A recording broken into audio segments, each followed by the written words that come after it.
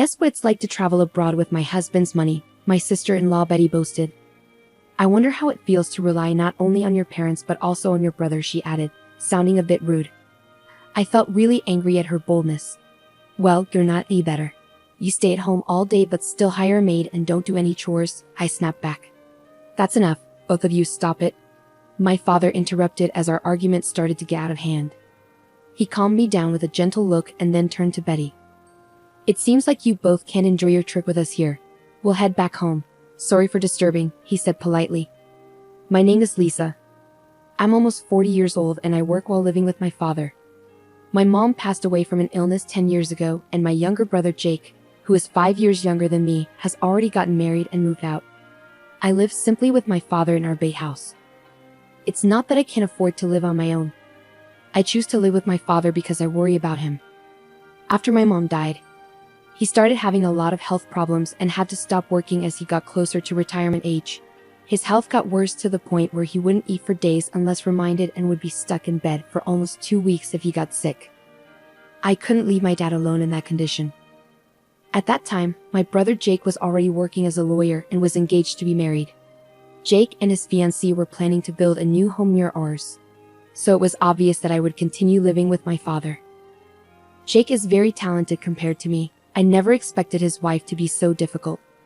Jake's wife, Betty, stopped working as soon as they got married and became a homemaker. She doesn't do any chores herself and relies on a hired butler. Her days mostly involve fancy lunches and shopping at expensive stores. Jake is busy with his job, so he might not have much time to spend with Betty, but her extravagant lifestyle is surprising. Living near Jake and Betty's house, I couldn't help but hear about Betty's carefree life.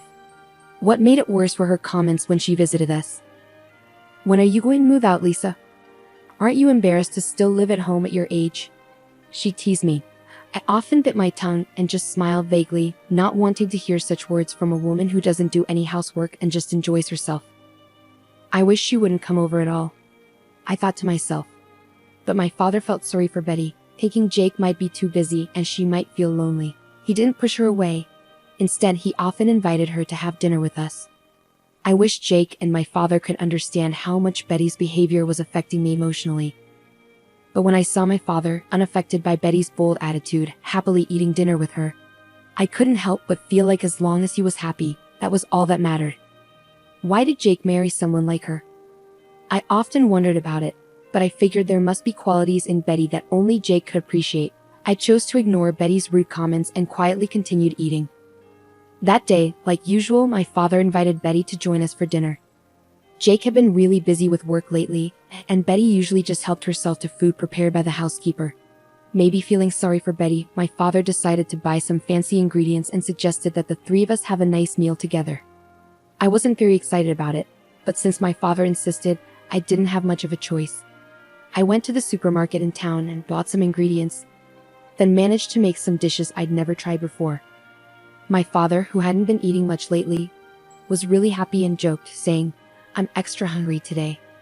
Betty showed up quite a bit later than we agreed and plopped down in a dining chair without even saying hello properly. The dishes I'd made were all laid out in front of her.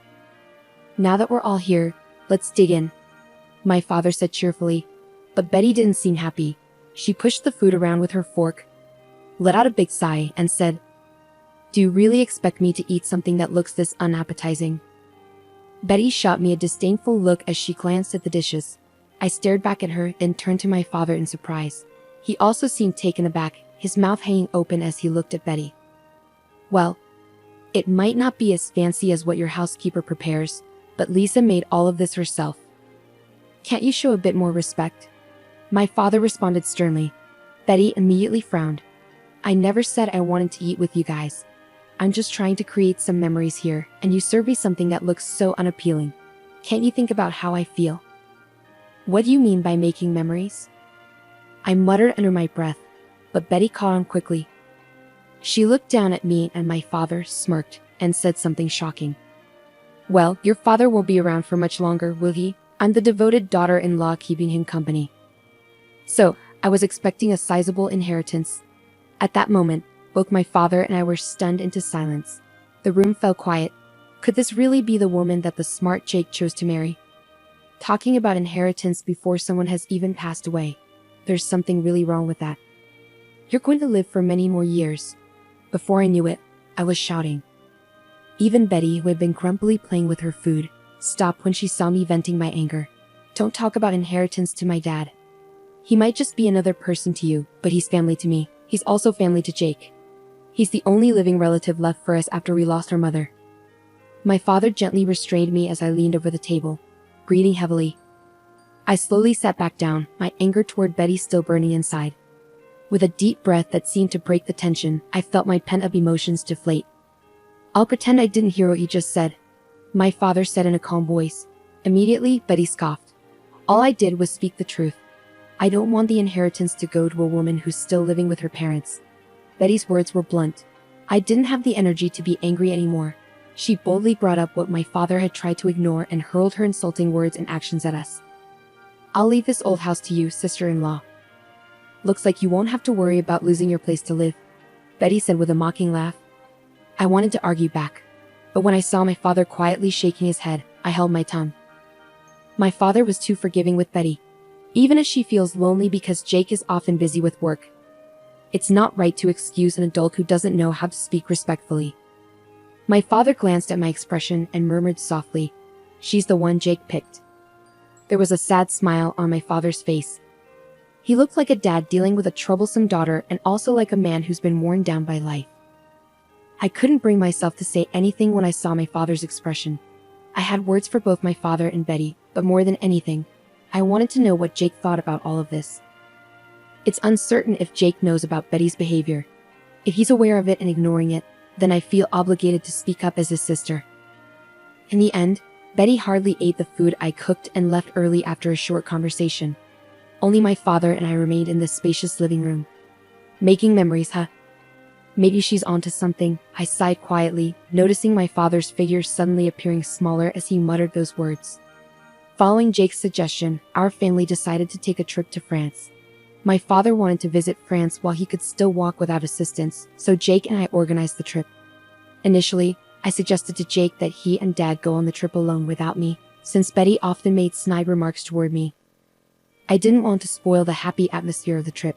However, Jake insisted that it would be better to have someone who usually observes Dad's condition, so he ended up buying 4 tickets. I reluctantly agreed to join them on the trip to France, and as I anticipated, Betty was in a sour mood the entire time, not speaking a word to anyone on the plane. Once we arrived, we headed straight to the heart of Paris and enjoyed sightseeing. My father was surprisingly lively, exploring every corner with enthusiasm. Betty seemed to brighten up a bit when Jake bought her a designer bag. She walked arm in arm with Jake, but I couldn't help but notice that Jake didn't seem particularly happy at that moment. I accidentally locked eyes with Betty, and she glared at me so intensely that my heart skipped a beat. By the way, why is Lisa even here with us? Betty let go of Jake's arm and confronted me. I asked her to come just in case something happens to Dad. We need someone who can handle it. Jake tried to intervene, but it seemed like his words didn't register with Betty. She continued to stare at me, smirking. Betty spoke in a mean way, asking what it's like to use her husband's money to travel abroad. She said not to spend too much because plane tickets are expensive. Then she rudely suggested that Lisa could sleep outside instead of in their fancy hotel suite. Jake tried to stop her, but she didn't listen. Betty insulted Lisa, saying she lives off her family's money, including her brother's. Lisa felt really angry and upset at this. She fired back, saying Betty actually lives off Jake's money even though she's a housewife. Lisa pointed out that Betty hires someone else to do the housework. Their dad stepped in before things got worse. He calmly told Betty they'd leave because their presence was ruining her trip. He apologized to Lisa and asked her to check the bus schedule to the airport. Betty looked pleased, but Jake seemed worried. Jake suddenly realized that they would be left without anyone to help them once their parents left. He desperately tried to stop them from leaving, but their dad remained firm in his decision. He asked Lisa to check the bus schedule to the airport and promptly headed in that direction. Lisa had to follow her dad while keeping an eye on her brother and his wife. As they walked away, Jake shouted that they would be fine without their parents, disrespectfully calling them old man and old lady. Lisa felt upset at Betty for calling their dad old, but she didn't dwell on it. She hurried after her dad, listening to Jake's distressed cries and Betty's insults directed at him. Eventually, Jake burst into the cafe near the airport where they were having tea, looking frantic and sweaty. He rushed to their table and bowed his head in a flurry of panic. "I'm really sorry for what happened earlier. I'll make a proper apology later, but right now, I need your help with Betty," Jake said earnestly, bowing deeply. Dad and I exchanged surprised looks. "What happened to Betty?" I asked on behalf of Dad, prompting Jake to explain what happened after we left. Jake and Betty took a taxi to the hotel after we left on the bus to the airport. However, they encountered a problem once they were in the taxi. They couldn't communicate well with the driver because neither of them spoke French, and the driver didn't speak English. Despite the driver asking them something, they couldn't understand and ended up getting out of the taxi without realizing Betty was still inside. Jake expressed concern that he couldn't reach Betty on the phone and worried she might have been mugged or faced some other trouble after being left by the taxi. Realizing he needed help and feeling overwhelmed by the situation due to his lack of understanding of French, Jake turned to us for assistance. I reassured him that both my father and I are fluent in French. Despite Betty thinking of my father as incapable due to his age, he used to be a French teacher and I currently teach French. This trip to France was planned by Jake as a way for my father to reminisce about his youth. Upon arriving in France, my father seemed revitalized by memories of his time studying abroad. Since I also had experience studying in France during my student days, after parting ways with my brother and his wife, we shared stories about our time in France. My father listened intently, eventually nodding in understanding. "Let's head back to the city center. I'm guessing the taxi that dropped you off might be waiting for its next passenger there," my father suggested. Following my father's advice, we swiftly prepared ourselves and embarked on a mission to locate Betty, who had been left behind somewhere. My father and I decided to split up and search for the taxi that had dropped off my brother and his wife when they returned to the city center. It's common for taxi drivers in the area to speak French fluently without needing to use English. Before I could reach them, my father managed to find the taxi that had taken Jake and Betty, leading us to the spot where Betty was supposed to have been dropped off. Thankfully, Betty was there, safe but looking weary. However, upon her arrival, it became evident that she had been robbed. All her bags and belongings were missing, leaving her with nothing. When Betty spotted Jake's face, tears started to form in her eyes, but she quickly put on a frown upon seeing us. "Why are they here, Betty?" Jake asked, clearly annoyed, and let out a heavy sigh. "If it wasn't for them, you'd have been stranded here with nothing, Betty. You should be thankful," Jake scolded her. Betty looked uncertain. "What do you mean?" "Without them, our trip would have been a mess. We can't speak French, so that's why we're in this situation. But they're different. They're both French teachers, much better at it than I am," Jake clarified. Betty seemed uneasy, glancing over at us. A troubling thought crossed my mind, and I quietly told Betty, "If we hadn't found you, you might have had to sleep on the streets here." Betty clenched her lip in frustration. "And besides, Jake and I split the expenses for the trip equally. So how can you say it's all funded by an old lady living off her parents' money?" With that, Betty began to tremble. "It's your father's money anyway, right?" In response to Betty's argument, my father gently shook his head. "I didn't do anything, Lisa. Jake and Betty are doing well on their own. They're my pride and joy."